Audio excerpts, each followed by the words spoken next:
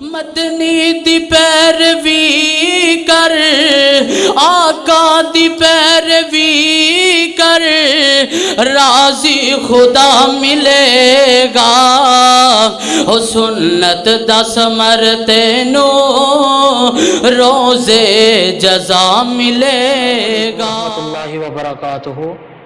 نحمدہ و نصلی علی رسولہ الکریم، اما بعد۔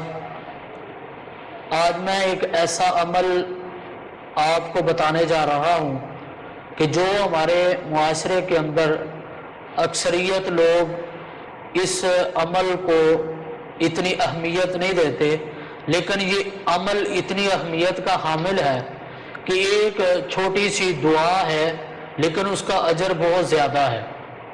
وہ کون سی دعا ہے؟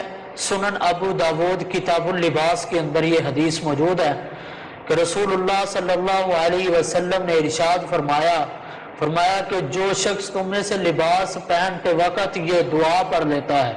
کون سی دعا ہے؟ الحمدللہ الذی کسانی ھذا ورزقنیہ من غیر حول منی ولا قوہ۔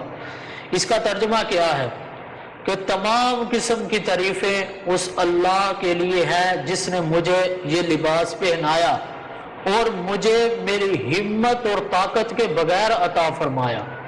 تو نبی علیہ السلام فرماتے ہیں جو یہ دعا لباس پہنتے وقت پڑھ لیتا ہے اس کے گزشتہ اللہ سارے گناہوں کو معاف فرما دیتے ہیں، اس کے صغیرہ گناہوں کو اللہ تعالیٰ معاف فرما دیتے ہیں۔ یہ چھوٹی سی دعا ہے لیکن اس کا اجر اور اس کا ثواب یہ ہے کہ اللہ اس کے بدلے میں ہمارے گناہوں کو معاف کرتے ہیں۔ تو اللہ تعالیٰ سے دعا ہے اللہ صحیح معنوں میں ہمیں ان دعاؤں کا اہتمام کرنے کی توفیق عطا فرمائے۔ السلام علیکم۔